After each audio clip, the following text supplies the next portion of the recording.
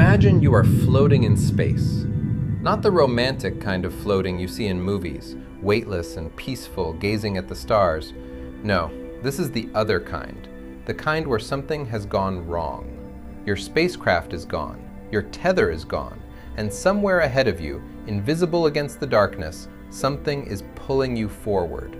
You can't see it, you can't hear it, but you can feel it. A gentle tug, almost polite, like a hand on your shoulder guiding you somewhere you were never supposed to go. You look around. The stars are still there. Everything looks normal. And that's the most terrifying part of all, because you are already dead. You just don't know it yet. From a distance, a black hole looks like nothing, literally nothing. A sphere of pure darkness surrounded by the most beautiful light you have ever seen. A glowing ring of superheated gas and dust, spiraling inward, burning white and gold and deep amber. Astronomers call it an accretion disk. You would call it the most stunning thing you have ever witnessed. The light bends around it like a halo. Stars behind it appear stretched and distorted, their light curved by gravity into impossible arcs. It almost looks like art, like the universe arranged something beautiful just for you. But something is wrong. That beauty is the exhaust of destruction. Every particle of light in that ring was once something else. Gas clouds, asteroids, stars, all of it torn apart and consumed, heated to millions of degrees in its final moments, screaming in radiation before disappearing forever. What you're looking at isn't a spectacle, it's a graveyard, and you are drifting toward the center of it. Let's talk about what's actually pulling you. Gravity. But not gravity like you know it. You grew up with gravity. It holds you to the floor. It keeps the moon in orbit. It's familiar, almost friendly. This is not that. A stellar black hole contains the compressed mass of a star several times larger than the sun, crushed into a point smaller than an atom. The gravity it produces is so extreme that not even light can escape. Light, the fastest thing in the universe. Photons that cross the observable universe in billions of years cannot break free once they cross the threshold. And you, made of flesh and bone and water, weighing maybe 80 kilograms, are drifting directly toward it. At first, the pull feels gentle, almost nothing. This is the lie that makes it worse. Because gravity follows an inverse square law, meaning the closer you get, the stronger it pulls, not linearly, exponentially. Every meter you fall inward, the force multiplies. The tug becomes a pull, becomes a yank, becomes something that has no word in any human language. But here's the problem. There is nothing to grab onto, nothing to slow you down. In the vacuum of space, there is no friction, no resistance, no drag. Once you begin falling, you do not stop falling. You are now close enough that something strange begins to happen to time. Einstein predicted this over a century ago, and every experiment we have ever run has confirmed it. Gravity bends time. The stronger the gravity, the slower time moves. Near a black hole, the effect isn't subtle. If someone were watching you fall from a safe distance, they would see you slow down. They would watch your movements become sluggish, your signals stretch and redden like a sound Doppler shifting into a lower key. From their perspective, you would appear to freeze at the edge of the black hole, hovering for eternity, slowly fading as the light you emit is stretched to nothing. You would never appear to cross the boundary. You would just stop. Eternal, motionless, dimming. But from your perspective, you feel nothing unusual. Time feels normal. You cross the boundary, the event horizon, in a moment. No alarm, no wall, no sensation of crossing anything at all. And that is where things change. Because the event horizon is not a physical surface, it's a mathematical point of no return, a line in space where escape velocity equals the speed of light. Cross it, and the laws of physics as you know them are no longer relevant. There is no up, there is no out.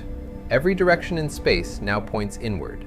Even if you fired every rocket you had, even if you moved at the speed of light in the opposite direction, you would still be falling forward, toward the center, toward what physicists call the singularity, a point where our equations stop working entirely, a place where the known universe simply ends. But it gets worse. Before you even reach the event horizon, something begins happening to your body. Something with a name that sounds almost gentle: spaghettification. The gravity pulling on your feet is stronger than the gravity pulling on your head. Not slightly stronger. By the time you're close enough, the difference is measured in forces that no material on Earth, no metal, no carbon fiber, no substance we have ever created can withstand. The tidal forces begin to stretch you. Feet first, you elongate. Your body pulls apart at the molecular level. The water in your cells, the proteins in your muscles, the calcium in your bones, all of it begins to separate. You are not crushed, you are pulled apart like taffy, stretched into a thin stream of particles, still falling, still moving toward the center, but no longer resembling anything that was ever human. NASA's Chandra X-ray Observatory has observed the aftermath of stars being torn apart by black holes. Entire stars, millions of times more massive than you, shredded in exactly this way. The debris forms a spiral of plasma, superheated and screaming in X-rays as it falls inward. A star reduced to a ribbon of light. That is what happens to something millions of times more massive than you. You would not even slow the process down. And that's not even the worst part. The worst part is what no one fully understands. What happens inside, beyond the event horizon, past the point where our physics breaks down. There are theories. The singularity at the center may be a point of infinite density where space-time itself collapses.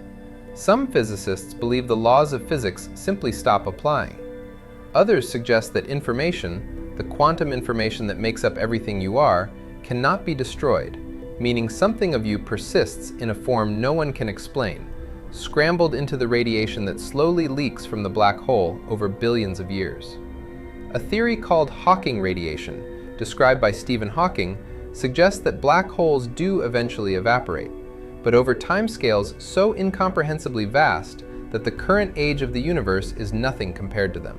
Whatever remains of you would be released long after every star in every galaxy has burned out and gone cold.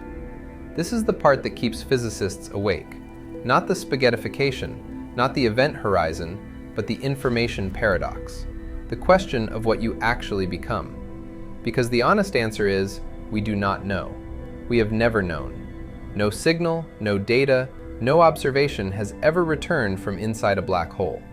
Everything we think we understand about what happens there is mathematics drawn on a whiteboard in a world of light, theorizing about a place where light cannot exist. You have been falling this entire time.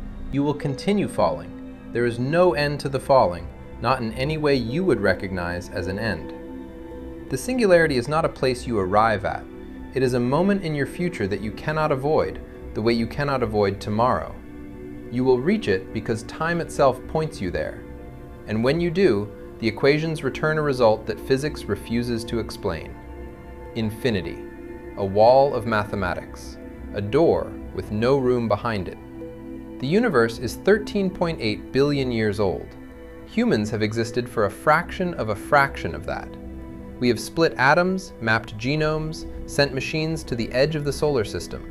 We have looked back to within fractions of a second of the Big Bang, and yet we cannot tell you what happens at the center of a black hole. We cannot send a probe, we cannot retrieve data, we cannot even construct a theory that doesn't break down before it gets there. There are somewhere between 100 million and 1 billion black holes in the Milky Way alone. They were never waiting for us. They were never built as traps. They are simply what the universe does when a star runs out of fuel. Gravity, unchecked, consuming everything, asking nothing. No malice, no mercy, just physics, doing what physics does. The universe was not designed with your survival in mind. It was not designed at all. And somewhere out there, in the quiet dark between stars, something is pulling everything toward a point from which nothing returns. Not even light, not even time, not even you.